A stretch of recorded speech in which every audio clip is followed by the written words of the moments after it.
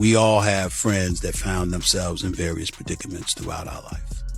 And you can look at somebody, and even if you take issue with their choices and what they've done, you can still sit up there and look at them and say they're a friend. Stephen A., he didn't stand with Shannon Sharpe like he stood with Jay-Z. When he heard about Jay-Z, he said, the guy I know, this is not true. When it came to Shannon, he was like, I wasn't there. Down tonight. The whole thing with Shannon Sharpe is actually crazy, because how are you even entertaining the conversation after put a big black baby in me? Put a big black baby in me? It's honestly giving that you just have like some sort of racist fetish. Like, you know how when people get with different races and they just play, you know, slave and owner. That's what it's giving when I was reading those text messages. Because what you mean 25,000 a cheek? Shannon Sharpe has completely cut off with Stephen A. Smith, cutting off all communication, no calls, no texts, nothing. This break seems to stem from Stephen's public comments about Shannon's legal issues. Here's what happened when the news of Shannon's lawsuit first broke. Stephen didn't hold back. Rather than staying neutral, he made subtle comments that suggested Shannon might be on his way out at ESPN even before any official word had been released. Fans quickly picked up on this and started questioning why Stephen was acting as if Shannon's departure from the network was already a done deal. You ain't gonna see me excoriating him. You ain't gonna see me disrespecting him. You're not gonna see me stripping him of my support. I can tell you what I think you right and you wrong about. A few days later, Stephen shifted his stance completely, claiming he believed in Shannon's innocence. But the change in tone felt forced and insincere to fans. It also didn't seem to convince Shannon, who apparently stopped speaking to Stephen altogether. Sources say Shannon has erased Stephen from his contact list. Rapper Maze has also weighed in, calling Stephen a snake for allegedly switching sides when the controversy grew. The accusation that Stephen only began defending Shannon because the negative attention was now on him. Could this mark the end of their partnership at ESPN? And what led Stephen to change his position so quickly? Let's break it down. It's a sad situation.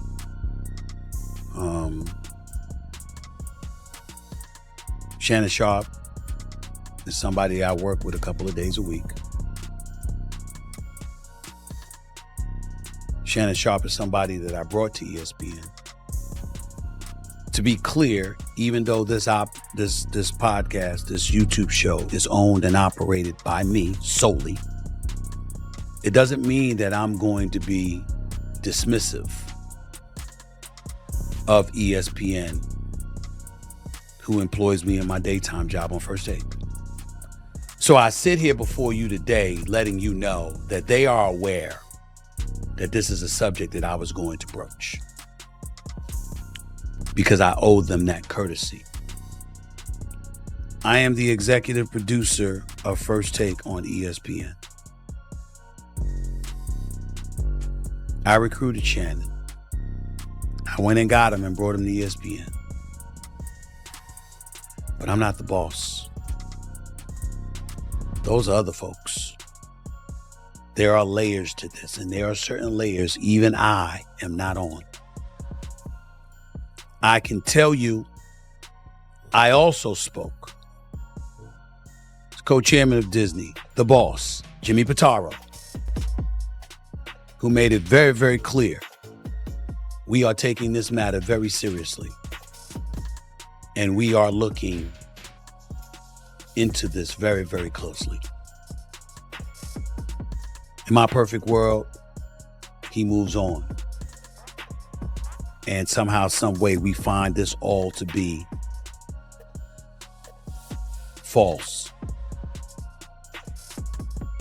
But it doesn't seem like that's the way things are about to go down, considering who Mr. Busby is and how emphatic his client is proclaiming that she is right and she's telling the truth.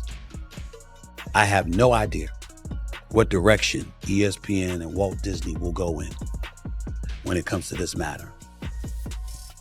All I do know is it won't be me making a decision. It'll be others upstairs. In the end, All of us have someone to answer to. No matter how maverick we try to be, and we own our own business, and we're our sole proprietors like I am on this platform and stuff like that. There are advertisers, there are sponsors, there are people you do business with, there are partners, and there are bosses.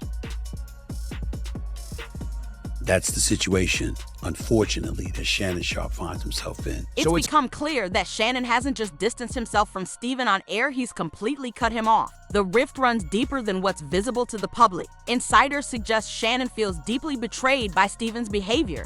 During the lawsuit situation, .to recap, Shannon is facing a lawsuit from an OnlyFans model he briefly dated who was 19 at the time. The story has made headlines everywhere. Instead of supporting his colleague, Steven's remarks suggested that ESPN and Disney were preparing to part ways with Shannon, even though no official statement had been made.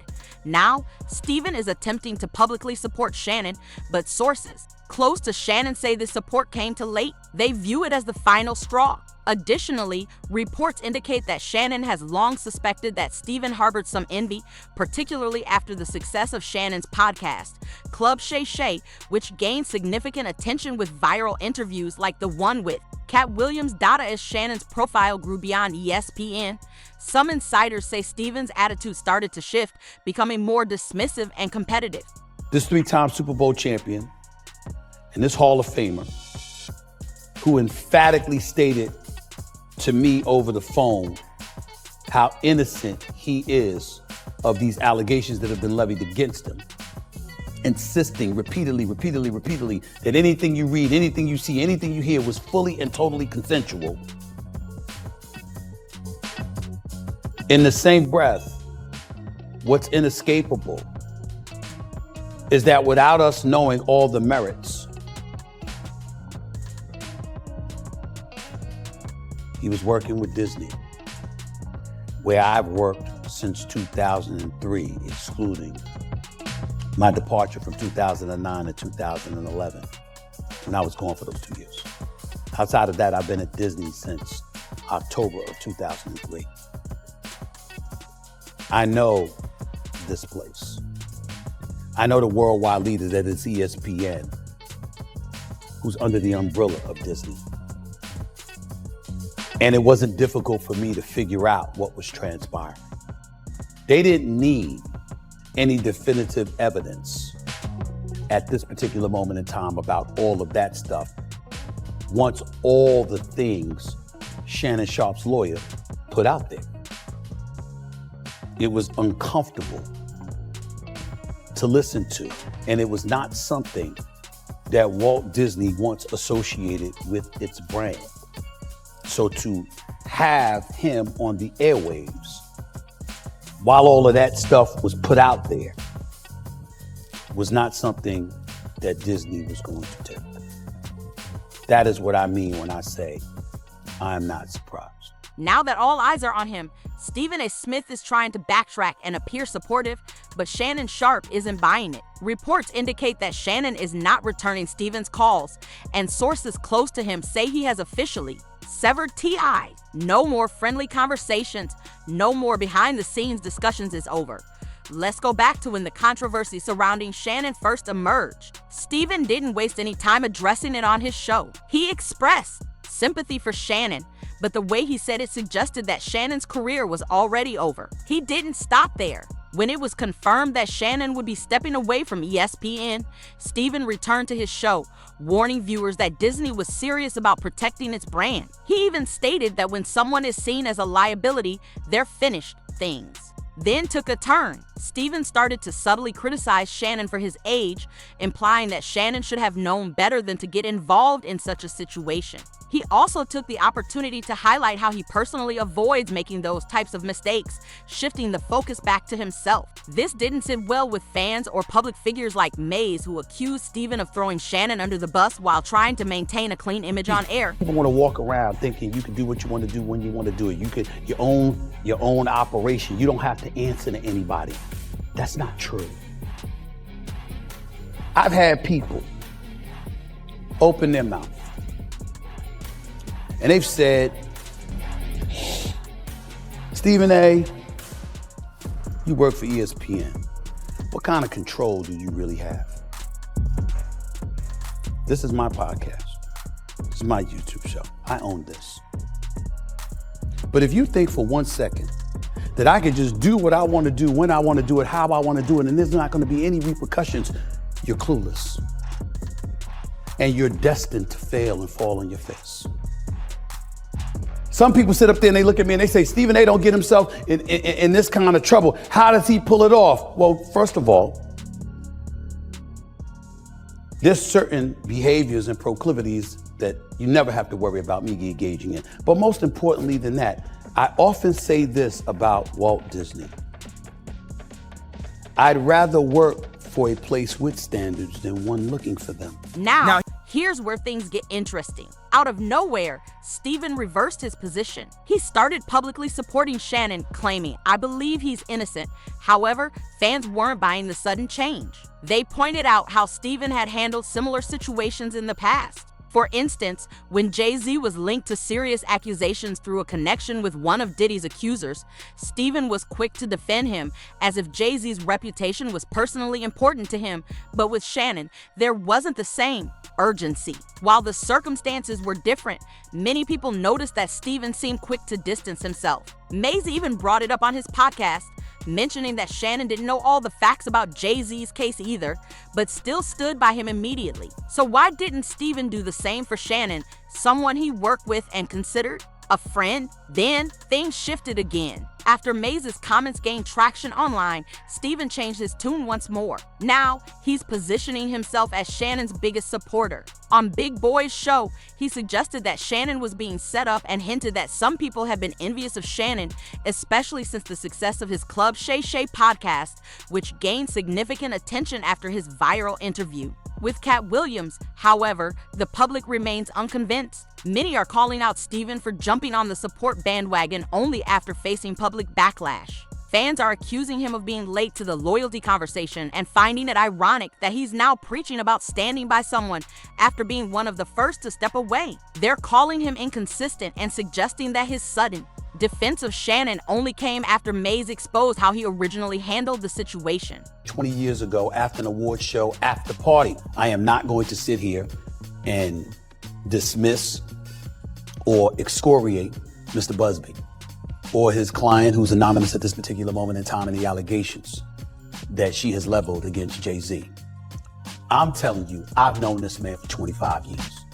And I'm saying for me, Stephen A. Smith, there is no way in hell I believe this about him. Anybody that's been around Jay-Z and knows him has seen him come to the defense of the most helpless amongst us, which are the children. I can't believe for 1 second that he would ever be associated with an allegation like this. And I felt it was important to bring that up because you got people out there. Stephen A., you have something to say about Diddy. Why aren't you gonna have something to say about Jay-Z? Well, I don't know Diddy. Let's not forget that Stephen A. Smith was the first to release a full video discussing Shannon, even before Shannon officially announced his departure from ESPN. This move raised questions among fans about his intentions. One fan even commented that Stephen's loyalty seemed inconsistent, calling it borderline diabolical. There is some truth to this. When it came to Jay-Z, Stephen showed unwavering support without hesitation. But with Shannon, he seems to be backtracking, attempting to present his earlier comments as always having been in Shannon's defense. Fans aren't buying this sudden change. Another fan pointed out that the energy Stephen showed for Jay-Z was immediate and strong, whereas with Shannon, it seemed as though he had already assumed the worst, that Shannon's time at ESPN was up. This didn't sit well with many fans. The bottom line is that many believe Shannon doesn't even need Stephen's so-called support. Even if parts of the lawsuit end up being false, the reputational damage has already been done. I saw really was the interview with Stephen A. when he was speaking of it. And I was watching it very carefully, Killer. Stephen A. said something about this already? Yeah, because Stephen A., he didn't stand with Shannon Sharpe like he stood with Jay-Z. When he heard about Jay-Z, he said, the guy I know, this is not true. When it came to Shannon, he was like, I wasn't there. Yo, In a nutshell, yeah. I gotta keep it static, you know what I'm saying? Because he wasn't there for Jay-Z neither. You wasn't there for Jay-Z. You were not there for Jay-Z, but you went out on a limb because of the character of guy you know. So I'm not saying that you're wrong for that. I'm saying I would have thought that the same standard would be there, right? If for a guy you work with every day. Let's be honest, while Steven has faced criticism, a lot of people aren't exactly giving Shannon a pass either. After all, he's a 54-year-old man involved in a situation with a 19-year-old, allegedly including controversial role play that raised serious concerns. From the public's perspective, Shannon isn't exactly being seen as the victim here, and just when it seemed like things couldn't get worse, more women started coming forward. It's beginning to reveal a troubling pattern. According to the U.S. Sun, Shannon's former partner, Michelle Evans, has filed a separate lawsuit with serious claims dating back years. Evans alleges they were in a long-term relationship nearly a decade ago, and things took a dark turn in 2010 when she confronted him about cheating. She claims that's when the situation became violent. In her 2023 lawsuit, Evans accuses Shannon of threatening her and attempting to silence her. She describes an incident where she says she was physically overpowered and coerced into something against her will. The filing states that she felt scared, confused, and unable to speak out until now. Right, and once you reached a certain stature, it's like the old folks always used to tell you, boy, don't let that money go to your head, right? And now, a lot of times, people just are who they are. And you're looking at Shannon, his brand has never really been anything that said he might not be into some of the things that we're learning, right? You could go back to the IG Live, or you could listen to some of the things that he promotes as sponsors of his show, or just certain ways he talks about women during nightcap or whatever it is, right? Like, Unc ain't never hid that. Evans claims she didn't resist because she feared the situation would escalate. According to her lawsuit, Shannon's actions became more intense. She alleges he forced her onto a bed and carried out a non-consensual act. During the incident, she claims he said, "I'll make sure no other man ever wants you," a statement that shocked many people, but the allegations don't end there. Evans asserts that Shannon threatened her into silence, warning that he had powerful allies and would ruin her reputation if she spoke out. She eventually took legal action, filing for a restraining order while Shannon was still with CBS Sports. In her complaint, she accused him of making repeated threatening phone calls, tracking her whereabouts, and openly stating that she was being watched. These claims painted a disturbing picture, one that, according to many, was largely ignored at the time. After the restraining order and the serious allegations in 2010, Shannon quietly left his position at CBS. Yet, instead of facing any consequences, his career continued to grow. Now, years later, Michelle Evans has filed a defamation lawsuit, alleging that Shannon publicly referenced their legal history both on TV and in public, causing her emotional distress and damaging her reputation. Sounds like a setup. But if you sit back and look at the overall situation, you say this ain't no setup. This is a who been in the league and been amongst elite blacks and white people for most of his life. He live in a white community. He been around white people for over 30 years. Boy got a thing for white. He like young white. He really want a 17-year-old, but he can't. He's an 18-year-old or 20-year-old. So here it is, he at the gym working out. He's showing up at the gym with them big old black legs, that big old print showing in them sweatpants, squatting, sweating out his ass with them big old muscles. Now here it is, this little white girl over there on the treadmill. They making eye contact. Who set that up? Who put her there? Who put him there? And who knew they was gonna be attracted to each other to start? Who set that up? Now, if you watch his interview and you sit back and listen to him and Ocho Cinco talk, and he talk about what he do and what he don't do, well, you see he a weenie with the women. He really mean to women.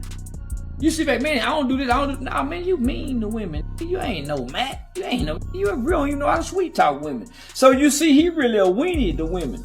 He just got a big old black with the big old muscle. But he's not a charming man. You see, man, he mean.